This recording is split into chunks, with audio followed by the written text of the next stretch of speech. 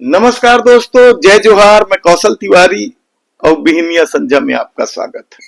छत्तीसगढ़ में आदिवासी मुख्यमंत्री हैं। छत्तीसगढ़ के कृषि मंत्री आदिवासी हैं। छत्तीसगढ़ के वन मंत्री आदिवासी हैं। और उसके बाद भी यदि आदिवासियों की उपेक्षा की कहानी नए नए तरह से आने लगे तो फिर इसे क्या कहा जाए। और हद तो अब तब हो गई जब भारतीय जनता पार्टी के विधायक ही अपनी ही सरकार को आदिवासियों की उपेक्षा करने को लेकर घेर रहे हैं। जल जंगल जमीन की लड़ाई सरगुजा से लेकर बस्तर तक तो चल ही रही है। आदिवासियों की सबसे ज्यादा जमीन छीनने का दर्द किसे है कहना बड़ा मुश्किल है, क्योंकि मैदानी क्षेत्र के लोग उनके आंदोलन से कभी नहीं जुड़ पाए। तब ऐसी परिस्थिति में यदि भारतीय जनता पार्टी की सरकार के ही विधायक यदि आरोप लगा रहे हैं अपने ही सरकार पर, आदिवासियों की उपेक्षा का आरोप, केंद्रीय योजनाओं की उपेक्षा का आरोप, और हैरानी की बात तो यह है कि इस दौर में देश के गृह मंत्री अमित शाह छत्तीसगढ़ का कितना ही दौरा कर चुके हैं, बस्तर का भी कितना ही दौरा कर चुके हैं, और उसके बाद भी यदि उनके अपने ही योजनाओं को लेकर प्रदेश सरकार सुस्त है या 2 साल में एक बैठक भी आयोजित नहीं कर पाई, तो फिर इसे क्या कहा जाए। तब ऐसे में एक सवाल जो आम चर्चा का विषय बना हुआ है, क्या अमित शाह सिर्फ इसलिए आते हैं कि बस्तर की संपत्ति संसाधनों को उद्योगपतियों को सौंप दिया जाए। छत्तीसगढ़ के संसाधनों उद्योगपति अपने मित्रों को सौंप दिया जाए। ये मित्र प्रेम तो पहली बार चर्चा में तब आया था जब देश के प्रधानमंत्री नरेंद्र मोदी और अदानी अंबानी को लेकर विपक्ष ने सवाल उठाए थे, और उसके बाद से ये मित्र प्रेम एक ऐसा शब्द बन गया है कि यदि आप किसी को भी कह दें कि मोदी सरकार मित्र प्रेम में मशगूल है तो कोई भी समझ जाता है कि यह अडानी अंबानी के लिए कहा जा रहा है।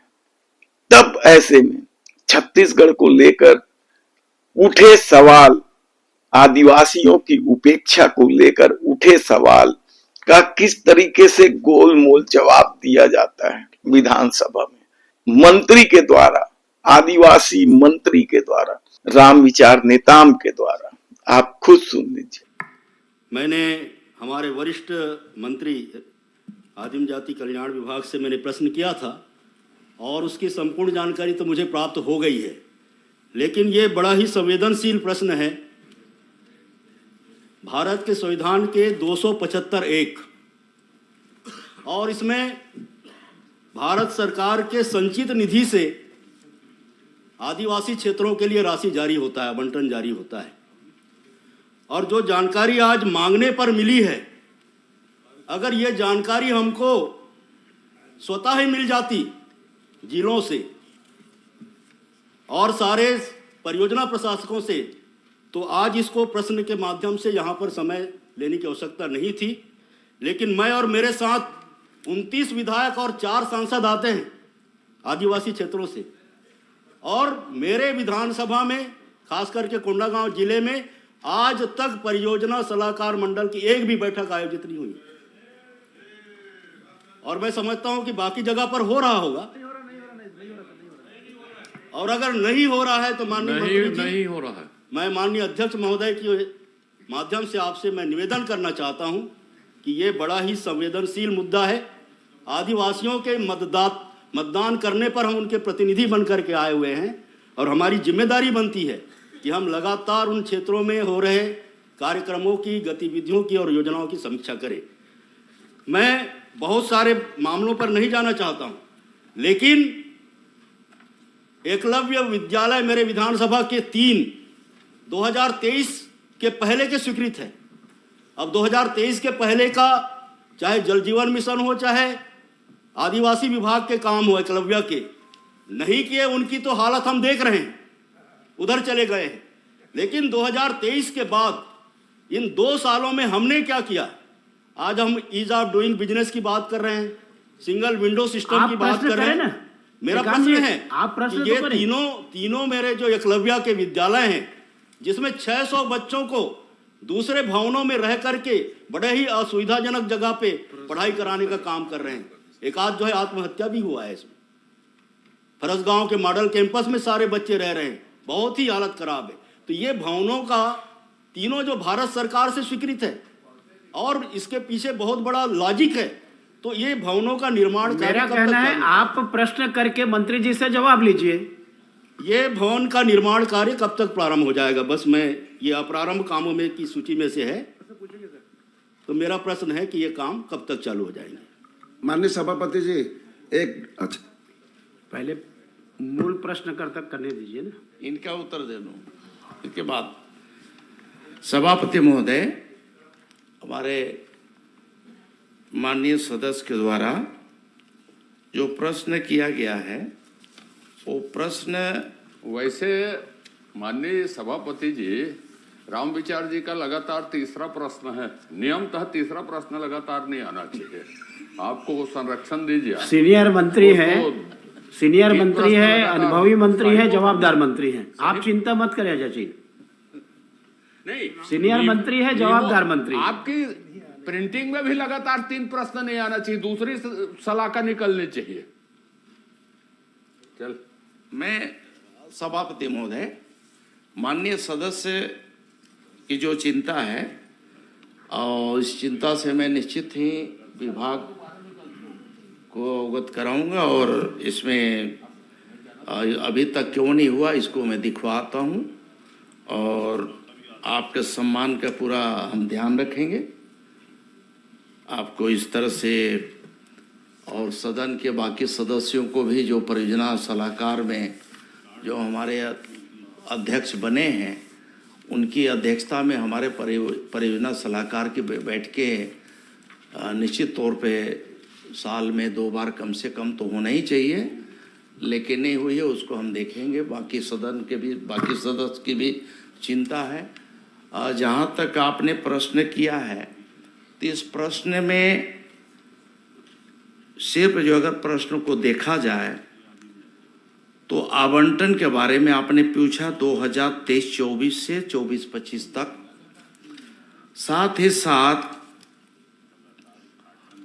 आपने प्रश्न किया कि कितने स्वीकृत जो कार्य थे, कितना प्रारंभ है, कितना अप्रारंभ है, कितना पूर्ण है अपूर्ण है, उसकी पूरा विस्तृत जानकारी हमने दिया है। जहाँ तक आपने अपूर्ण की जानकारी है उसमें भी हमने बताया है कि इसमें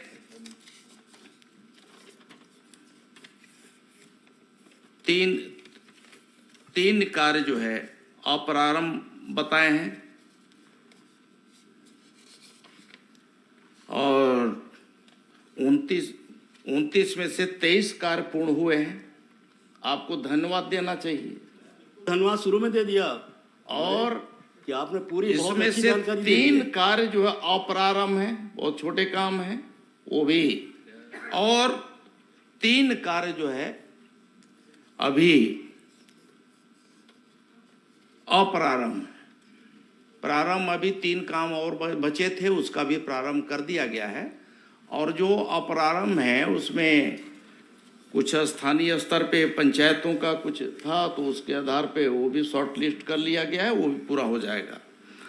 जहाँ तक आपने प्रश्न इससे हट करके एक और प्रश्न किया है एकलव्य मॉडल स्कूल के संबंध में, तो कर्मकारियों की सूची में है, ये सूची में है, आपके जो जवाब आए हैं उसमें है।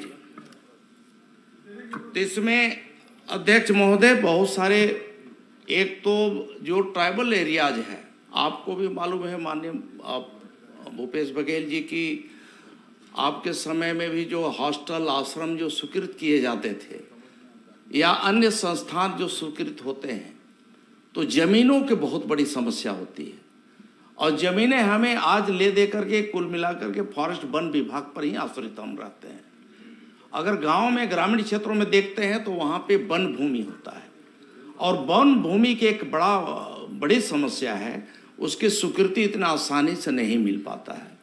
वो प्रक्रिया में काफ़ी विलम्ब हुआ है और तब जाकर के और भारत सरकार का इसमें एकलव्य विद्यालय का जो स्वीकृत भवन होते हैं उनमें ये रहता है कि उन्हें 100% उन्हें क्लियरेंस चाहिए और क्लियरेंस मिलने के बाद ही कोई भी काम हम शुरू कर पाते हैं। मंत्री जी, और इसलिए इसमें कुछ विलम्ब हुआ है।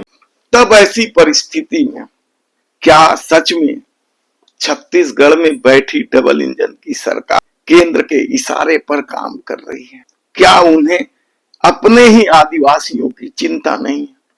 क्या उन्हें छत्तीसगढ़ियों की चिंता नहीं?